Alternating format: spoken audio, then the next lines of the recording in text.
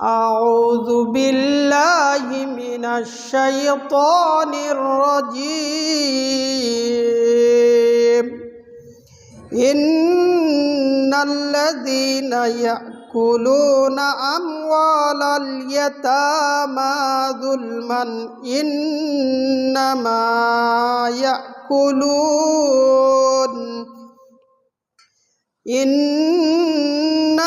يأكلون في بطونهم نارا وسيصلون سعيرا. عن أبي هريرة رضي الله تعالى عنه أن النبي صلى الله عليه وسلم قال: الساعي على الأرملة والمسكين كالمجاهد في سبيل الله وكالذي يقوم الليل ويصوم النهار. رواه ابن ماجه. وقال تعالى: إن الله وملائكته يصلون على النبي يا أيها الذين آمنوا صلوا عليه وسلموا تسليما. اللهم صل على محمد وعلى آل محمد كما صليت على إبراهيم وعلى آل إبراهيم إنك حميد مجيد. اللهم بارك على محمد وعلى آل محمد كما باركت على إبراهيم وعلى آل إبراهيم إنك حميد مجيد. আলহামদুলিল্লাহ, যাবতীয় প্রশংসা গুণগান সেই মহান আল্লাহ সুবহানাহু ওয়া তাআলার, যে মহান স্রষ্টা আমাদেরকে জুমার সালাত আদায়ের উদ্দেশ্যে জুমার ঘর মসজিদে আসার, সালাতের পূর্বে খুতবায় কিছু কথা বলার এবং শোনার সুযোগ দিয়েছেন, তার শুকরিয়া বলি আলহামদুলিল্লাহ। সালাত এবং সালাম সর্বশেষ এবং শ্রেষ্ঠ রাসূলের প্রতি, যিনি আমাদেরকে যাবতীয় কল্যাণের পথ দেখিয়েছেন, তার প্রতি সালাত এবং সালাম সাল্লাল্লাহু আলাইহি ওয়াসাল্লাম। মসজিদে উপস্থিত দিনী মুসলিম ভাই ও বোন, আমরা গত সপ্তাহে আলোচনা করেছিলাম যে নফল সিয়ামের ফজিলত পাওয়া যায় এরকম কিছু আমল। আমরা গত সপ্তাহে 8টি বিষয় জেনেছি, বাকি আরও 3টি বিষয়। 8টি বিষয়ের মধ্যে প্রথম 7টি বিষয় ছিল যে ইবাদত করলে সরাসরি নফল সিয়ামের সওয়াব পাওয়া যায়, নফল সিয়ামের ফজিলত পাওয়া যায়। 8 নম্বর বিষয় থেকে আজকের আবারও আলোচনা শুরু, কারণ 8 থেকে 11 পর্যন্ত এই 4টি বিষয়ে একই সাথে নফল সিয়াম সাথে নফল কিয়ামেরও সওয়াব পাওয়া যায়। সামষ্টিকভাবে 11টি বিষয়ে নফল সিয়ামের সওয়াব পাওয়া যায়, আবার আরেকটি আলোচনা যে 11টি বিষয়ে নফল কিয়ামের সওয়াব পাওয়া যায়। তো 2 বিষয়ের 11টির ভেতর থেকে 4টি বিষয়ের মিল, উভয় আলোচনাতে 4টি পয়েন্ট থাকবে। তো তারই ধারাবাহিকতায় আজকে শেষের 4টি পয়েন্ট, যেই 4 বিষয়ে ইবাদত করলে নফল সিয়ামের পাশাপাশি নফল কিয়ামেরও সওয়াব পাওয়া যাবে। তার মধ্যে একটি ছিল যে জুমার দিনের আদব রক্ষা করা। আমরা যদি জুমার দিনের 5টি আদব রক্ষা করি, তাহলে এই 5টি আদবের কারণে আমাদের প্রত্যেকটি পদক্ষেপে 1 বছর নফল সিয়াম, 1 বছর নফল কিয়াম, অর্থাৎ 1 বছর নফল সিয়াম আদায় করলে যে পরিমাণ নেকি এবং 1 বছর তাহাজ্জুদের সালাত আদায় করলে যে পরিমাণ নেকি, সেই পরিমাণ নেকি হবে যদি জুমার দিনের 5টি বৈশিষ্ট্য আমরা আমল করতে পারি। 5 বৈশিষ্ট্য কি? 1, জুমার দিনে গোসল করা। 2, জুমার মসজিদে সকাল সকালে আগমন করা, অন্তত খুতবা শুরু হওয়ার আগে। সূর্য উদয়ের পর থেকে জুমার মসজিদে আসার সময় শুরু, এই সময় কতক্ষণ? ইমাম খুতবাতে দাঁড়াবে তার আগ পর্যন্ত। জুমার দিনের প্রায় 15-র অধিক আদব রয়েছে, এটা আর একটা আলোচনা। তো 15-র অধিক আদবের ভেতরে একটি আদব হলো ইমাম খুতবা শুরু করার পূর্বে মসজিদে প্রবেশ করা। যারা প্রবেশ করবে তো তাদের নাম আল্লাহ তাআলার নির্ধারিত মালাইকা ফেরেশতারা খাতাতে লিপিবদ্ধ করবেন, তা না হলে লিপিবদ্ধ করবেন না। এই জুমার যারা খুতবার আগে আসবে তাদেরকে রাসূল সাল্লাল্লাহু আলাইহি সাল্লাম 5 ভাগে ভাগ করেছেন। এক, যারা প্রথম সময়ে আসবে তাদের উট কুরবানি দেওয়ার সওয়াব। দ্বিতীয় সময়ে যারা আসবে তারা গরু, তৃতীয় সময়ে যারা আসবে তারা ছাগল কুরবানি দেওয়ার, চতুর্থ পর্যায়ে মুরগি, পঞ্চম পর্যায়ে ডিম কুরবানি দিলে যে পরিমাণ সওয়াব বা ডিম দান করলে যে পরিমাণ সওয়াব সেই পরিমাণ সওয়াব হবে। এখানে একটি ভুল ধারণা আছে যে যারা জুমার দিনে প্রথম আসবে, প্রথম ব্যক্তিকে উট, দ্বিতীয় ব্যক্তিকে গরু, তৃতীয় ব্যক্তিকে ছাগল, চতুর্থ ব্যক্তিকে মুরগি, পঞ্চম ব্যক্তিকে ডিম, এভাবে বলা হয়, কিন্তু হাদিস তা বলে না। হাদিসে কি আছে যে প্রথম সময়ে যারা আসবে, পুরো একটা সময়, এই সময় হাদিসে স্পষ্টভাবে বলা হয়নি। এটা হতে পারে সূর্য উদয়ের পর থেকে, যখন সলাত আদায়ের বৈধতা সময়, সূর্য উদয়ের 15 থেকে 20 মিনিট পর, তখন থেকে এই সময় শুরু। তো এখন ধরে নেন 6টায় সূর্য ওঠে, তার মানে 6:30 থেকে শুরু করবে, প্রত্যেক ঘন্টায় ঘন্টায় এই ফজিলত পরিবর্তন হতে থাকবে। সর্বশেষ ফজিলত হলো অন্তত ইমাম খুতবা দেওয়ার আগেই যারা মসজিদে ঢুকবে তারা ডিম কুরবানি দেওয়ার সওয়াব পাবে, কিন্তু যারা ইমাম খুতবা দেওয়ার পরে আসবে তাদের নাম আর এই ফজিলতের মধ্যে অন্তর্ভুক্ত করা হবে না। তাদের এটা হবে যে তারা জুমার সালাত আদায় করেছে, কিন্তু ফজিলত থেকে বঞ্চিত হবে। মহান ফজিলতের কথা নবী সাল্লাল্লাহু আলাইহি সাল্লাম বলেছেন, যারা ইমামের খুতবার পূর্বেই মসজিদে প্রবেশ করবে, অর্থাৎ জুমার দিনে গোসল করবে, 2 সকাল সকাল মসজিদে আসবে, 3 পায়ে হেঁটে আসবে কোনো রকম ওজর ছাড়া, বাহনে আরোহণ করবে না, 4 ইমামের কাছাকাছি বসবে, 5 খুতবা চলাকালীন সময়ে পরস্পরের মধ্যে কোনো কথাবার্তা বলবে না, কথা চলবে না। কেউ যদি কথা বলেও তাকে চুপ করেন, এই কথা বলা হাদিসে নিষেধ। ইশারা দিয়ে বলা যেতে পারে যে কথা বলা যাবে না, যে কথা বলবে তার ফজিলত কেটে যাবে।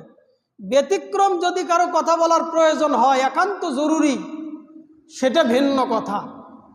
তাহলে যারা এই 5 বৈশিষ্ট্য অর্জন করবে, তাদের বাড়ি থেকে বের হওয়ার পর প্রত্যেকটি পদক্ষেপে, প্রত্যেকটি কদমে 1 বছর নফল সিয়াম, 1 বছর নফল কিয়ামের সওয়াব আল্লাহ সুবহানাহু ওয়া তাআলা দেবেন। এটা হলো আলোচনার ধারাবাহিকতায় 8 নম্বর পয়েন্ট। আর আজকের আলোচনায় 1 নম্বর পয়েন্ট। দ্বিতীয় বিষয় হলো রাসূল সাল্লাল্লাহু আলাইহি সাল্লাম 2টি ক্ষেত্রে সাহায্য সহযোগিতার কথা বলেছেন। আবু হুরায়রা রাদিয়াল্লাহু আনহু থেকে বর্ণিত, তিনি বলেন যে রাসূল সাল্লাল্লাহু আলাইহি সাল্লাম বলেছেন, আস-সাঈ আলাল আরমালাতি ওয়াল মিসকিন, যারা স্বামীহীনা মহিলা এবং মিসকিনদের ক্ষেত্রে চেষ্টা প্রচেষ্টা করবে, আস-সাঈ যারা প্রচেষ্টা করবে। ইমাম নববী রাহিমাহুল্লাহ তিনি আস-সাঈ শব্দের ব্যাখ্যা করতে গিয়ে বলেন, আল কাসিবু বিহিমা, এই 2 শ্রেণীর মানুষের জন্য তারা উপার্জন করবে। অন্যভাবে তিনি বলেন, ওয়াল আমিলু লি মুনাতিহিমা, তাদের দুজনের তারা খাদ্য সরবরাহ করবে, তাদের প্রয়োজনীয় জিনিস তাদেরকে পৌঁছে দেবে, তাদের খাবার, তাদের পোশাক, তাদের বাসস্থান, যাবতীয় বিষয়ের তদারকি করবে। কাদের জন্য? 2 শ্রেণীর মানুষের জন্য। 1, যারা স্বামীহীনা মহিলা, 2, যারা মিসকিন। এই 2 শ্রেণীকে যারা সাহায্য সহযোগিতা করবে, রাসূল সাল্লাল্লাহু আলাইহি সাল্লাম বলেন, কাল মুজাহিদ ফি সাবিলিল্লাহ, সে যেন আল্লাহ রাস্তায় যুদ্ধরত অবস্থায় আছে। হাদিস বুখারী মুসলিম। এরপরে রাসূল সাল্লাল্লাহু আলাইহি সাল্লাম বলেন, আবিল কাইমিল লাইল ওয়া ইয়াসুমুন নাহার, অথবা এই ব্যক্তি সারা রাত্রি জেগে জেগে নফল কিয়াম আর দিনভর না খেয়ে সিয়াম পালন করার সমপরিমাণ সওয়াব পাবে। আমাদের আলোচনার এই পয়েন্টে সেটা হলো, যারা মিসকিনদের খাদ্যের ব্যবস্থাপনা করবে আর স্বামীহীনা মহিলাদের সুব্যবস্থা করবে। স্বামীহীনা মহিলা কারা? ইবনু কুতাইবা রাহিমাহুল্লাহ তিনি বলেন যে স্বামীহীনা মহিলা বলতে বোঝায় যাদের স্বামী ছিল, মারা গেছে, অথবা স্বামী কোনো কারণে তালাক দিয়ে বিবাহ বিচ্ছিন্ন হয়েছে, অথবা যে কোনো পদ্ধতিতে স্বামী তার থেকে আলাদা হয়েছে, স্বামী হারিয়ে যাওয়ার মাধ্যমে হোক, মারা যাওয়ার মাধ্যমে হোক, অথবা তালাক প্রদানের মাধ্যমে হোক। স্বামী যদি কোনো মহিলার না থাকে, তার দারিদ্রতা চলে আসে, এই রকম মহিলাকে সাহায্য সহযোগিতা করা। আর মিসকিন তো আমরা বুঝি যারা অসহায়, যারা দরিদ্র, যাদের অভাব রয়েছে, তাহলে এই দুই শ্রেণীর মানুষকে সহযোগিতা করা, আল্লাহ রাস্তায় যুদ্ধ করা, অথবা দিনের বেলা সিয়াম, রাতের বেলা কিয়াম পালনের সমপরিমাণ সওয়াব।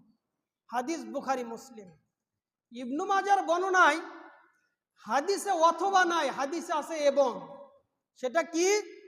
যে রাসূল সাল্লাল্লাহু আলাইহি সাল্লাম বলেন, আস-সাই আলাল আরমালা ওয়াল মিসকিন, যারা মিসকিন এবং স্বামীহীনা মহিলাদেরকে সাহায্য সহযোগিতা করবে, তাদের ফজিলত কি? কাল মুজাহিদ ফি সাবিলিল্লাহ, তারা যেন আল্লাহ রাস্তায় যুদ্ধরত অবস্থায় রয়েছে। ওয়া কাল্লাযী ইয়াকুমুল লাইল ওয়া ইয়াসুমুন নাহার, এই হাদিসে তাদেরকে তিন বৈশিষ্ট্যের কথা বলা হয়েছে। যারা মিসকিন এবং স্বামীহীনা মহিলাকে সাহায্য সহযোগিতা করবে, তাদের তিন ধরনের ফজিলত। এক, আল্লাহ রাস্তায় যুদ্ধ করা। দুই, দিনের বেলা নফল সিয়াম। তিন, রাতের বেলা নফল কিয়ামের সমপরিমাণ সওয়াব আল্লাহ সুবহানাহু ওয়া তাআলা দেবেন। আর যারাই এই দুই ক্ষেত্রে খিয়ানত করবে, তাদের জন্য কঠিন এবং কঠোর শাস্তি রয়েছে। যারা স্বামীহীনা মহিলা, স্বামীহীনা মহিলার আরেকটা ধরন হতে পারে যে স্বামী চাকরিতে থাকার কারণে স্ত্রী থেকে দীর্ঘদিন দূরে থাকতে হয়, অথবা স্বামী বিদেশ বাড়িতে অবস্থানরত। এরাও পরোক্ষভাবে স্বামীহীনা মহিলার সাথে ধর্তব্য।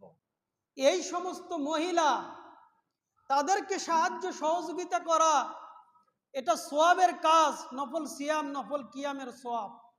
কিন্তু যারা এই স্বামীহীনা মহিলার সাথে ইবাদতের নামে খিয়ানত করবে, তাদের জন্য ডবল শাস্তি রয়েছে। যারা প্রতিবেশীর স্ত্রীর সাথে জিনা করবে, অনৈতিক কাজে জড়িত হবে, তাদেরকে রাসূল সাল্লাল্লাহু আলাইহি সাল্লাম ডবল শাস্তির কথা বলেছেন।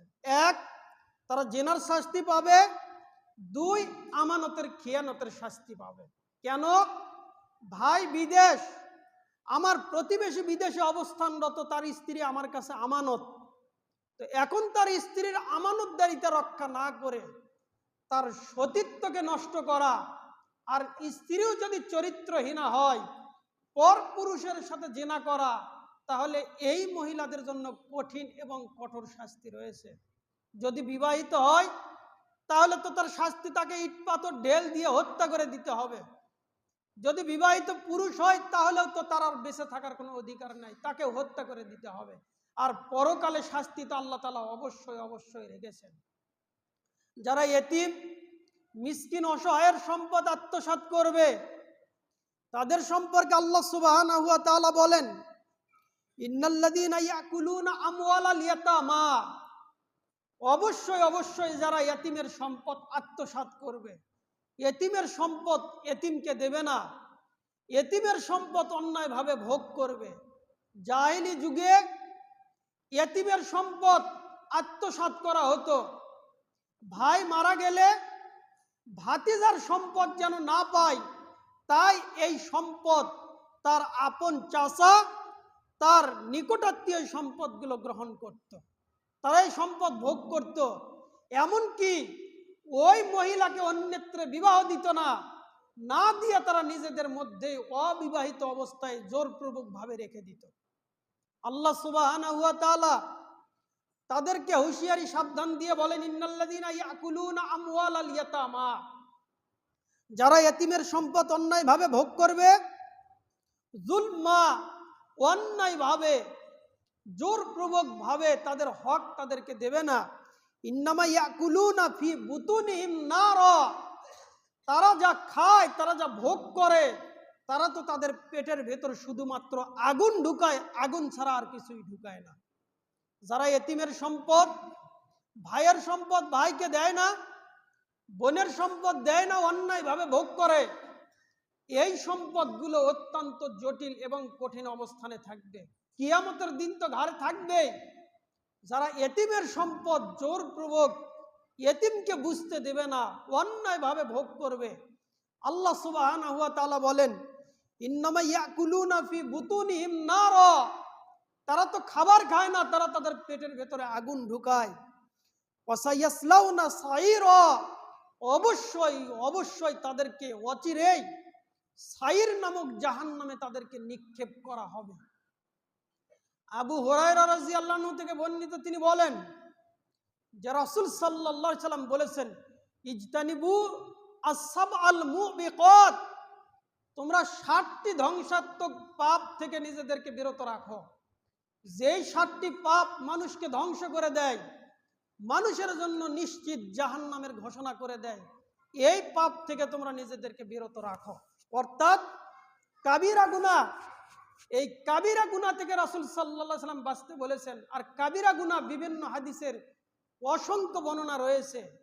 ইমাম যাহাবী রাহিমাহুল্লাহ তিনি তার কিতাবুল কাবায়েরে প্রায় 70টি কাবিরা গুনার উল্লেখ করেছেন। অত্র হাদিস বুখারী মুসলিমে বর্ণিত হাদিস, রাসূল সাল্লাল্লাহু আলাইহি সাল্লাম বলেন, তোমরা কি করো, 7টি ধ্বংসাত্মক পাপ থেকে নিজেদেরকে বিরত রাখো। সাহাবীরা বললেন, ইয়া রাসূলুল্লাহ মা হুন্না, হে আল্লাহর নবী, এই 7টি ধ্বংসাত্মক পাপ কি?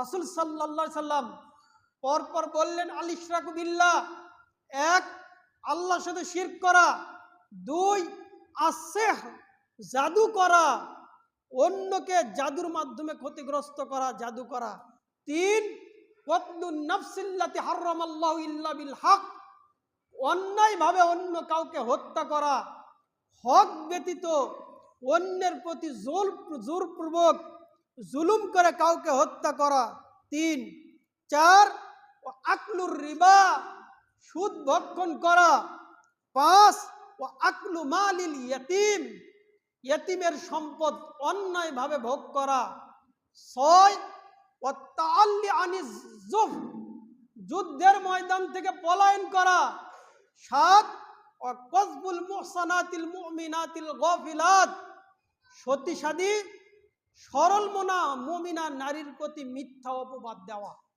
তার নামে কুৎসা রটনা করা, তার নামে অপবাদ ছড়ানো, অথচ সেই নারী মুমিনা, সেই নারী সহজ সরল, সেই নারী উদাসীন, এই নারী সম্পর্কে মিথ্যা অপবাদ দেয়া, এই 7টি পাপকে রাসূল সাল্লাল্লাহু আলাইহি সাল্লাম ধ্বংসাত্মক পাপ হিসাবে উল্লেখ করেছেন। এই 7টি পাপের ভেতরে 5 নাম্বার আজকের আলোচনার বিষয়, ও আকলু মালিল ইয়াতিম, ইয়াতিমের সম্পদ অন্যায়ভাবে ভোগ করা। তাহলে এতিমের সম্পদ অন্যায়ভাবে ভোগ করা কবিরা গুনাহ। যারা এতিমের সম্পদ অন্যায়ভাবে ভোগ করবে, তারা তো খাবার গ্রহণ করে না, তারা তাদের পেটের ভেতরে আগুন ঢুকায়। আর কিয়ামতের দিন তাদের জন্য আল্লাহ সুবহানাহু ওয়া তাআলা সাইর নামক জাহান্নাম লিপিবদ্ধ করে রেখেছেন। অন্যদিকে যারা এতিমের সুব্যবস্থা করবে, এতিমের ভালো থাকার ব্যবস্থা করবে, তার খাবারের ব্যবস্থা করবে, তার যাবতীয় প্রয়োজন মিটাবে, আর স্বামীহীনা মহিলাদের সাথে সুন্দরতম আচরণ করবে, তাদের সার্বিক বিষয় দেখাশোনা করবে, রাসূল সাল্লাল্লাহু আলাইহি সাল্লাম তাদের জন্য 3টা ফজিলত বলেছেন। 1, কাল মুজাহিদ ফি সাবিলিল্লাহ, তারা যেন আল্লাহর রাস্তায় যুদ্ধরত অবস্থায় রয়েছে এই পরিমাণ সওয়াব। 2, কাল্লাযী ইয়াকুমুল লাইল, তারা যেন রাত জেগে নফল কিয়াম আদায় করে, তাহাজ্জুদের সালাত আদায় করে। 3 ওয়া ইয়াসুমুন নাহার, তারা যেন দিনের বেলায় নফল সিয়াম আদায় করে। আমার আলোচনার ধারাবাহিক 2 নম্বর বিষয়, অন্যভাবে বললে বলা যায় 9 নম্বর বিষয়। এবার আসেন 10 নম্বর বিষয়, যেই ইবাদত করলে আল্লাহ সুবহানাহু ওয়া তাআলা নফল সিয়াম এবং নফল কিয়ামের সওয়াব দেবেন। আয়েশা রাদিয়াল্লাহু আনহা থেকে বর্ণিত, তিনি বলেন রাসূল সাল্লাল্লাহু আলাইহি সাল্লামকে তিনি বলতে শুনেছেন যে রাসূল সাল্লাল্লাহু আলাইহি সাল্লাম বলেছেন, ইন্নাল মুমিন লা ইউদরিকু বিহুসনি খুলুকি, অবশ্যই অবশ্যই মুমিন তার সুন্দরতম আচরণের মাধ্যমে এমন বিষয় অর্জন করে, দারাজাত সাইমি ওয়াল কাইম, সুন্দরতম আচরণের মাধ্যমে নফল সিয়াম নফল কিয়াম এর সমতুল্য নেকি অর্জন করতে পারে মুমিন তার সুন্দরতম আচরণের মাধ্যমে। আলোচনার 10 নম্বর বিষয়, আজকের আলোচনার 3 নম্বর বিষয়, যে একই সাথে নফল সিয়াম নফল কিয়ামের নেকি পাওয়া যায় মানুষের সাথে সুন্দরতম আচরণ করলে। হাসান বসরি রাহিমাহুল্লাহ মানুষের সাথে সুন্দরতম আচরণের 3টি দিক উল্লেখ করেছেন, যে আমরা যে মানুষের সাথে সুন্দরতম আচরণ করব কিভাবে। 1, সাহায্য সহযোগিতার মাধ্যমে তার কষ্ট দূর করা। 2, অপরের অন্যকে অর্থ সম্পদের মাধ্যমে সাহায্য সহযোগিতা করা। 3, যখন অপর মুসলিম ভাইয়ের সাথে আমার সাক্ষাৎ হবে তখন তার সাথে হাস্য উজ্জ্বল চেহারা নিয়ে কথা বলা, সুন্দরতম আচরণ দিয়ে কথা বলা। তাহলে 1, অপর ভাইয়ের জন্য উপার্জন করা, তাকে সাহায্য সহযোগিতা করা। 2, তার জন্য অর্থ ব্যয় করা, তাকে সাহায্য সহযোগিতা করা। 3, সাক্ষাতে তার সাথে হাস্য উজ্জ্বল চেহারা নিয়ে কথা বলা। আমরা আমাদের সুন্দরতম আচরণ দিয়ে যা কিছু অর্জন করতে পারি, কঠোর ব্যবহার দিয়ে তত কিছু অর্জিত হয় না। আলোচনার 3 নম্বর বিষয়, সুন্দরতম আচরণের মাধ্যমে নফল সিয়াম নফল কিয়ামের ফজিলত পাওয়া যায়। 4 নম্বর বিষয়, যেই বিষয়টি শুধু নফল সিয়াম নফল কিয়াম তা নয়, বরং যতগুলি ইবাদত আসবে সবগুলি ইবাদতের ক্ষেত্রেই লাগবে। সেটা কি, যে কেউ যদি কাউকে ভালো কাজের পথ দেখায়, রাসূল সাল্লাল্লাহু আলাইহি সাল্লাম বলেন, তাহলে ওই ব্যক্তি ইবাদত করে যেই পরিমাণ নেকি পাবে, আর একজন ব্যক্তি তাকে ভালো পথ দেখানোর কারণে তার সমপরিমাণ নেকি পাবে। তাহলে 10টি বিষয় আমরা বললাম। 10টি বিষয়ের মধ্যে 7টি বিষয় ছিল যার মাধ্যমে নফল সিয়ামের সওয়াব পাওয়া যায়, আর 3টি বিষয় ছিল একই সাথে নফল সিয়াম সাথে নফল কিয়ামের সওয়াব পাওয়া যায়। তাহলে এই 10টি বিষয়।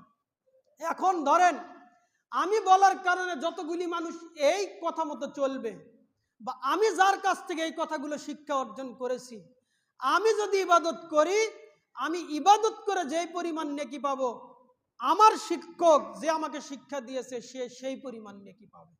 আজকে আমার কথা যে যদি এই মসজিদের 200 মানুষ আমল করে, তাহলে 200 মানুষ 200 মুসল্লি যারা ইবাদত করে যেই পরিমাণ নেকি পাবে, আমি ইমাম বলার কারণে সেই পরিমাণ নেকি পাবো। এভাবে চলবে কিয়ামত পর্যন্ত।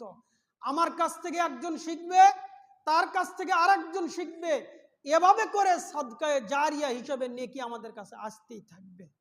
তাহলে আমাদের আলোচনার সার সংক্ষেপ 11টি বিষয়, যেই বিষয়গুলোর মাধ্যমে নফল সিয়াম, অন্যভাবে বললে বলা যায় নফল সিয়াম এবং নফল কিয়ামের সওয়াব পাওয়া যায়। আল্লাহ আমাদেরকে উল্লিখিত বিষয়গুলোর প্রতি আমল করে আমাদের নেকির মাধ্যমে সমৃদ্ধ হওয়ার তৌফিক দান করেন, আমিন। আমাদের ভেতরে যে ভুল ত্রুটি রয়েছে, আল্লাহ যেন আমাদের যাবতীয় ভুল ত্রুটি ক্ষমা করে দিয়ে আমাদের জীবনে সঠিক আমলগুলো স্থাপন করে দেন, বলি আমিন।